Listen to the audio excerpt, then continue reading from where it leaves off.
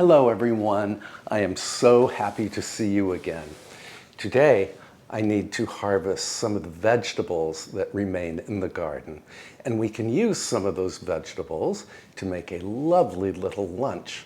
Since it's cold outside, we can enjoy that lunch in front of a fire. But before we start harvesting and luncheoning, I want to unbox my new vacuum sealer. I have never owned a vacuum sealer in my life, but I have always aspired to own one. So last February, I bit the bullet and bought one. And I've been waiting until today to open it because I wanted to share the experience with you. So this is the Messlies, I think that's how you pronounce it, vacuum sealer. I did a lot of research, and this particular model got very good reviews. Vacuum sealers are very useful for long-term storage. They suck all of the air out of bags so that you don't have freezer burn when you put things in the freezer. So we have some rolls of bags and some other pre-cut bags. Instructions. So we have different modes for sealing. This is for dry food, moist food, normal, normal seal, and gentle seal. It even comes with this nifty little bag cutting gadget. Well, I will have to read the instructions before I use this, but I do plan on using it today. Let me put this away, and then we can head out to the garden.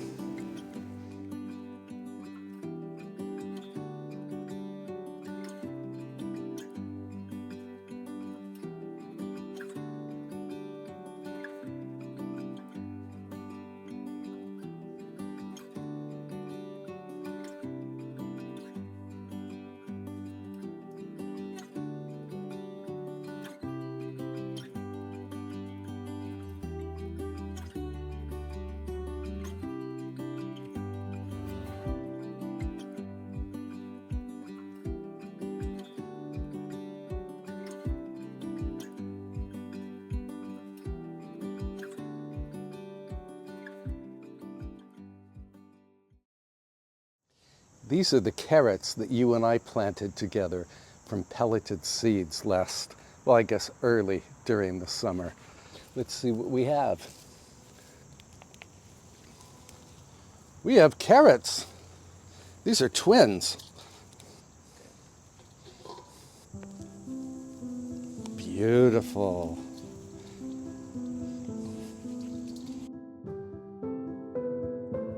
These are bolero carrots.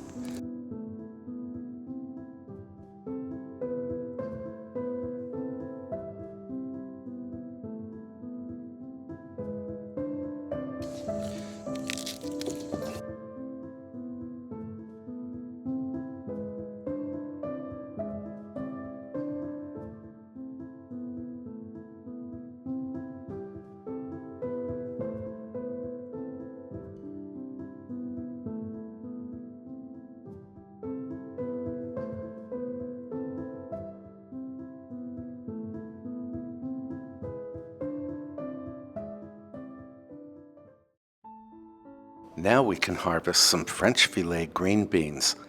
The variety is called Taverna. These beans are very thin and very tender. I sometimes eat them raw as a snack.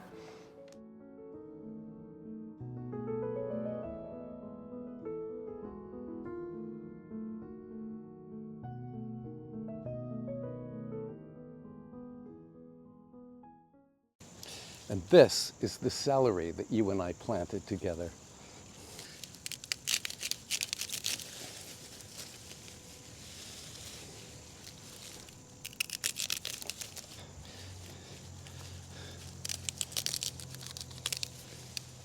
This is probably a year's worth of carrots and a year's worth of celery for me. Plus we have green beans under the celery.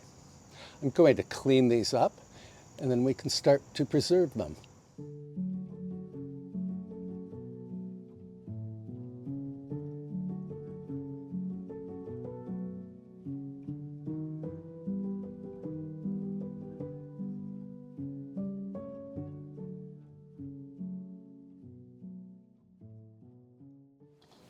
I want to thank my garden for providing us with all of this bounty. I think there are about 25 pounds of carrots, maybe more, right here. First thing I'm going to process is the green beans.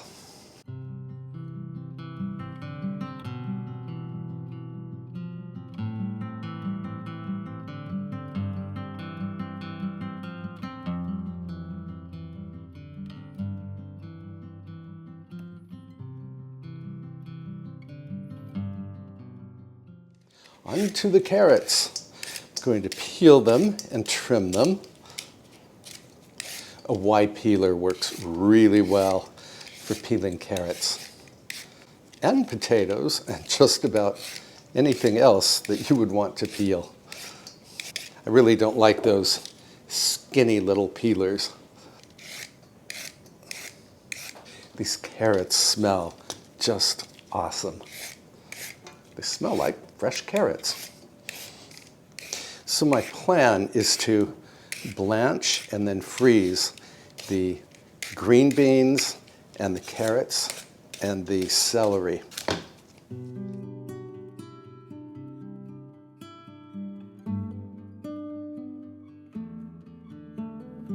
Let me know if you planted carrots and what variety you planted and how they performed for you. I learned long ago to wear food prep gloves when peeling a lot of carrots. Otherwise, your hands will turn orange.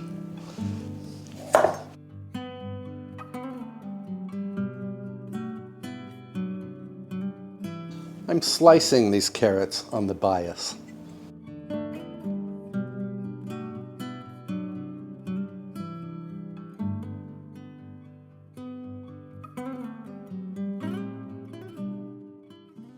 I'm going to dice some of these carrots in my little vegetable chopping gadget.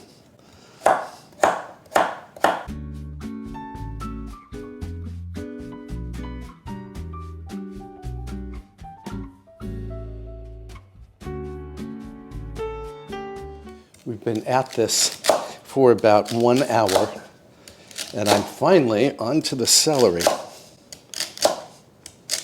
Preserving the garden harvest is not the easiest job in the world, but it's certainly a worthwhile job.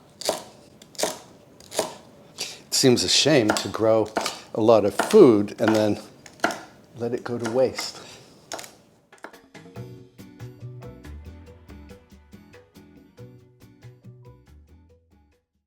So all of my celery is cut up. About half of the carrots we harvested are cut up, and my green beans are trimmed. Then I have many more carrots still to process, but we will save these for another day. And I am going to blanch these vegetables before freezing them. Blanching kills the enzyme that causes vegetables to deteriorate in the freezer. I'm using my blanching basket today, but you really don't need any special equipment to blanch and preserve food. I need to blanch the celery for just 3 minutes, and I will start counting the minutes once this water returns to a boil. When you blanch vegetables, you boil them for a certain number of minutes, and then you transfer them to an ice water bath to stop the cooking. As I mentioned earlier, blanching kills the enzyme that causes veggies to break down in the freezer. Blanching also preserves the bright color of vegetables.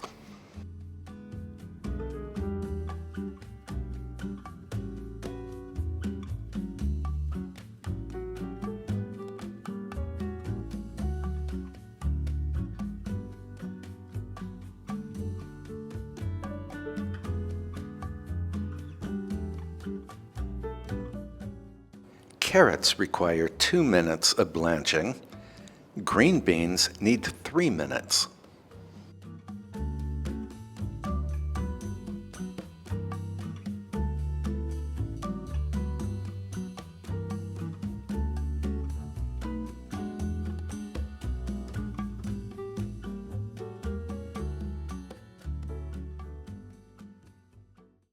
I like to blot the veggies dry with a terry towel.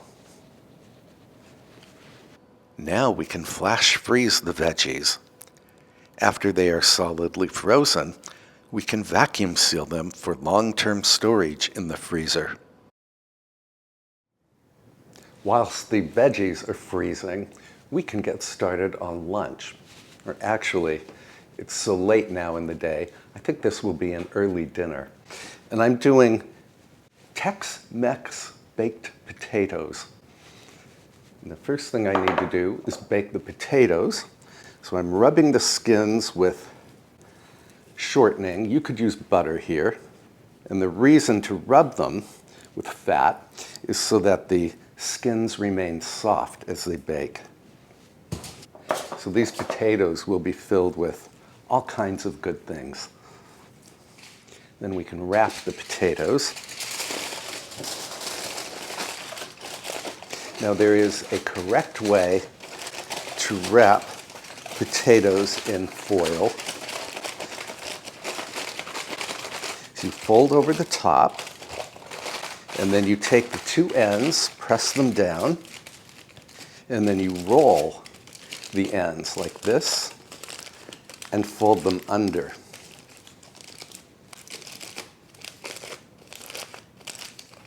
This creates a little platform that the potatoes can sit on as they bake so that you don't end up with a burnt bottom.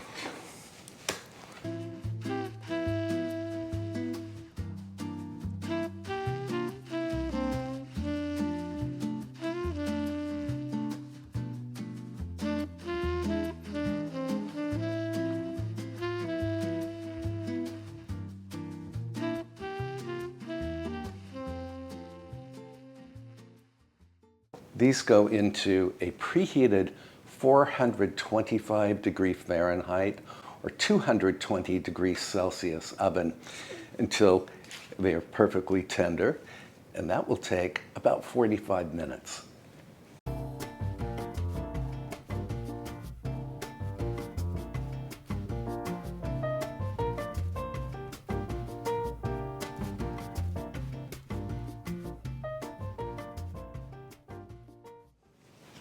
So we have read the directions, and we will see how this goes.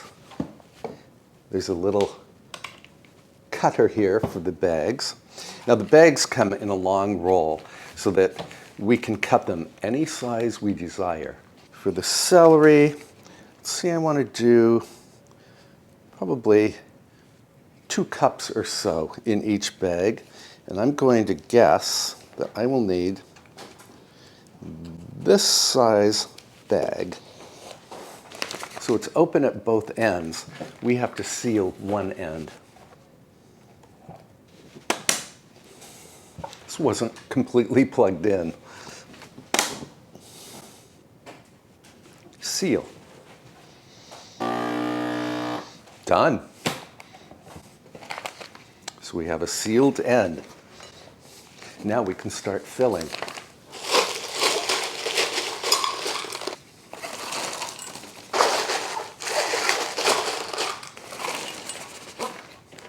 Now we can vacuum seal.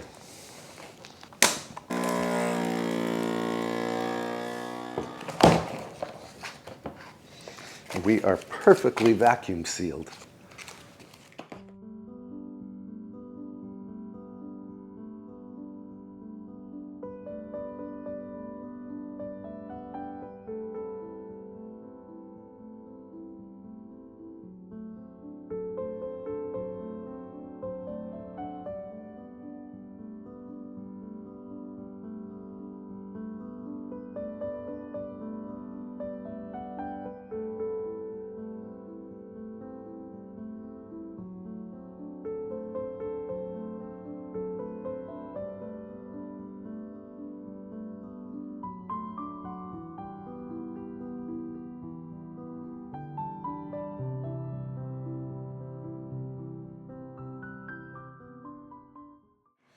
We are having a very productive day, friends. 1, 2, 3, 4. I have 5 bags of celery. I have 1, 2, 3, 4, 5 bags of carrots. I have green beans, and I'm set for a while. Going to pop these into the freezer, and then we can continue with our Tex-Mex baked potatoes. One of the ingredients I need for the baked potatoes is red onion. This is one of the onions that you and I planted and grew together. We harvested these, I think, 2 weeks ago, and I'm going to dice this in my little chopper.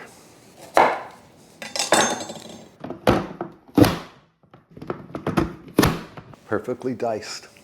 I also need some cilantro for the potatoes and some radicchio for a little salad side dish. So let's head back out to the herb garden.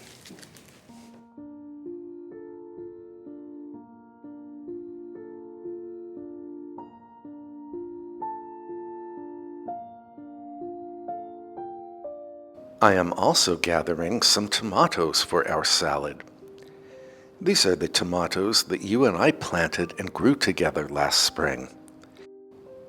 They have grown with great exuberance on a cattle panel trellis. Need to quickly chop the cilantro.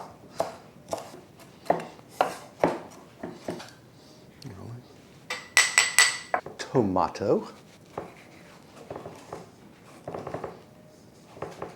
These Tex-Mex potatoes are topped with chili, cheddar cheese, sour cream, salsa, and cilantro. I have some canned chili right here. All I have to do is warm it on the stovetop. So to make this lovely little lunch or early dinner, I'm going to put a potato on each plate. Split the potato down the middle. Chili, which is now quite hot. And I put chili on each half of the potato. Cheddar cheese, shredded. And the cheese should melt on the hot chili, which in turn is sitting on the hot potato. This is mild salsa. I don't like anything too hot. Sour cream.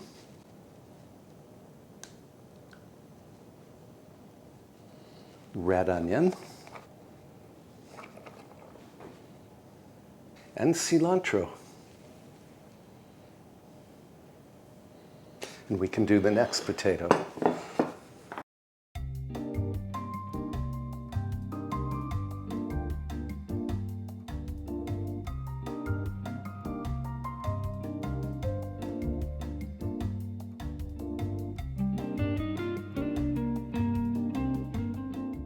These baked potatoes have now become an entire meal in themselves.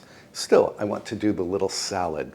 So I have my radicchio, which I'm going to tear onto a little salad plate.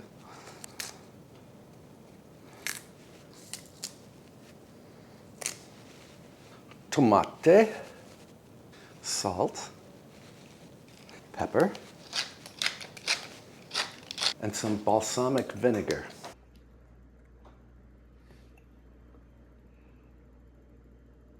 That was a balsamic vinegar glaze. I'm going to keep these potatoes warm in a 200-degree Fahrenheit or 90 degrees Celsius oven. Meanwhile, we can go light a fire in the fireplace.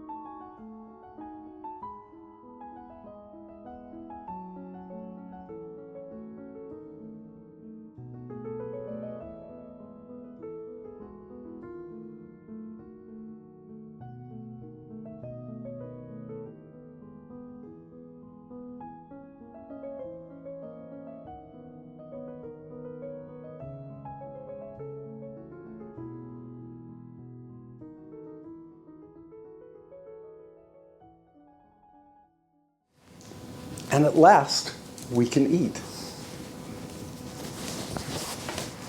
Tex-Mex baked potatoes.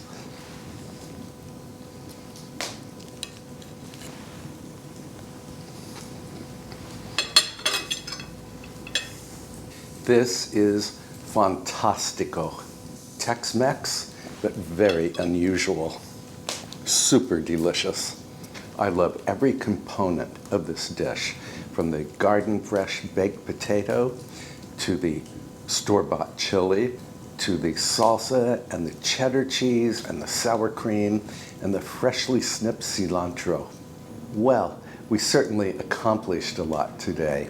Thank you for joining me as we harvested some of the produce from the garden, and we preserved that produce, and we turned some of the garden produce into this magnificent dinner. If you enjoyed this video, I can put a couple of my other videos at the end of this one that you can watch between now and my next upload. Until then, please treat yourself well, and I will see you in the next episode. Chin chin, friends.